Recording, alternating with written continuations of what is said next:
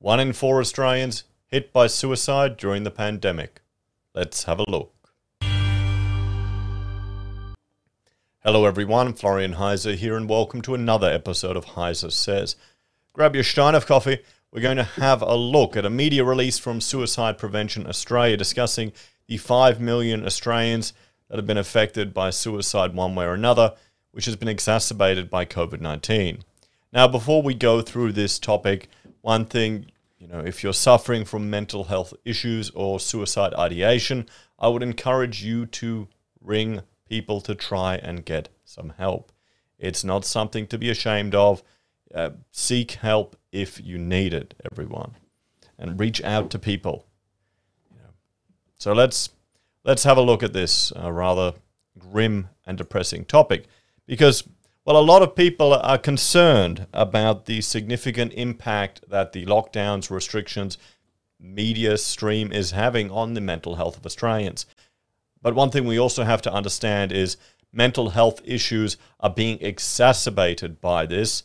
They were already there to begin with in many regards, just, the capabilities and services that people have access to. We need to make sure that we learn from this to ensure that there's adequate provisions and services available to people. So let's have a look at this. 5 million Australians hit by suicide during COVID-19. 1 in 4 Australians report knowing someone who died by suicide during the past 12 months of the pandemic, the equivalent of 5 million people. With social isolation, the economy and jobs driving concerns, particularly amongst women. It comes as 2/3 of Australians, 66% back the federal government introducing a standalone National Suicide Prevention Act requiring all government decisions to consider and mitigate suicide risks 2 years in a row.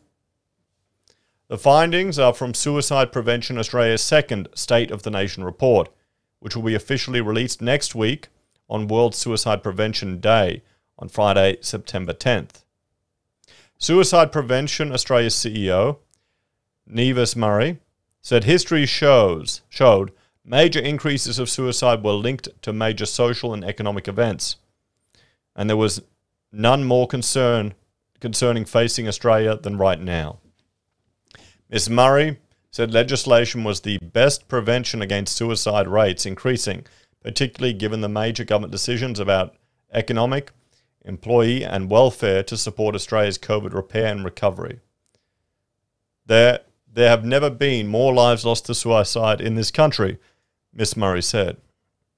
Australia needs a National Suicide Prevention Act, and we need to act now. We all have a role to play in preventing suicide. An act will legislate a whole of government priority to prevent suicide and focus the attention of every agency to address the risk of suicide across our community. Suicide prevention isn't limited to health portfolios. Housing is suicide prevention. Employment is suicide prevention. Finance is suicide prevention. And education is suicide prevention. I spoke to a teacher who was sharing a story. Works in primary schools and had to get up on the roof to talk down a student who wanted to jump off it. In primary schools, everyone. It's rather depressing. We know social and economic isolation are the biggest drivers of suicide rates, and COVID-19 has seen Australians subjected to 18 months of rolling lockdowns and disruptions to their personal lives, employment and business. We've seen how quickly COVID-19 cases can get out of hand, and we need to have the same national policy focus and vigilance to stop suicide rates doing the same. The fact that an overwhelming majority of Australians support this low-cost, low-risk, low-impact, high-outcome option should be a green light the federal government needs. The heightened economic and social threat posed by COVID-19 means we cannot afford to wait to legislate. Australia's annual suicide rate, 3,318, are currently more than 3 times that of the deaths of COVID-19. Yeah, it's very striking when you see those numbers, everyone. According to the federal government's Australian Institute of Health and Welfare, While an individual's reasons are personal and often complex, overall peaks and troughs in rates and number of deaths by suicide coincide more or less with social and economic events. So the key findings. In the past year, 1 in 4, 25% of Australians say they know someone in their personal life or networks who has died or attempted suicide either directly or indirectly.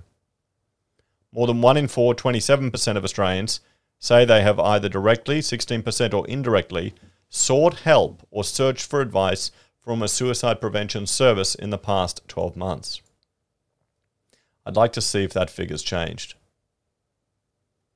Australians believe that the people most at risk of suicide over the next 12 months are younger people, 12 to 25 at 42%, middle-aged Australians, 25 to 55 at 29%, and men at 29%. Other groups thought to be most at risk include Australians living in regional and rural areas, LGBTQI, Indigenous, and older Australians. Two-thirds, 67% of Australians agree that all government decisions should consider the risk of suicide and have clear plans in place to mitigate any negative impacts following from the decisions, while just 10% disagree. Yeah, that just seems like common sense. You would think that that's just part of their risk assessment strategies, wouldn't you? Two-thirds of Australians agree, when advised of successes achieved in similar legislations in Japan, that Australia should introduce a standalone suicide prevention act similar to Japan that looks to take a whole of government and not just a health approach to suicide prevention. Of the remainder, just 8% disagree with the sentiment. I'm not sure if it'll make any difference. So, the biggest risk to suicide rates over the next 12 months. What are we seeing? Social isolation and loneliness, 64% nationally. That's the majority, 70% for women. Unemployment and job security, 58% national, 64% for women. Women are the highest for all of these, which is surprising. Family relationship breakdown, 57% nationally, 52% for men, 62% for women. Cost of living and drugs and alcohol. The survey. The 2021 Suicide Prevention Australia State and National Report is an annual suicide prevention and mental health sector survey, which will be officially released on World Suicide Prevention Day, the 10th of September. It also includes public survey results commissioned by Suicide Prevention Australia for YourGov plc. Total sample size was 1,049 adults. Fieldwork was undertaken between the 19th and 22nd of August 2021. The survey was completed online. The figures have been weighed and are representative of all Australians aged 18 plus. So there you go, everyone. What's the solution or takeaway to this? To be honest, I'm surprised that we already don't have a policy in place like this.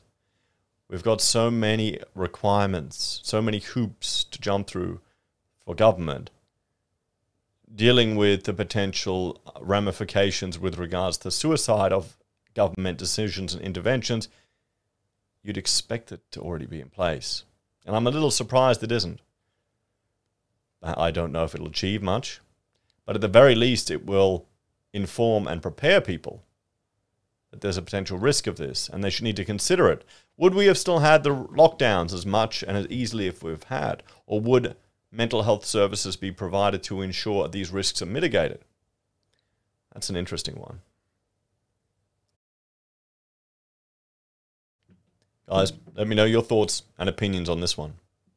Thank you all for watching. Like, share, subscribe to the channel. You know how to support the channel. If you are suffering from any forms of suicide ideation, please get help. Don't be afraid. You've got nothing to lose. Take care, and I'll see you next time.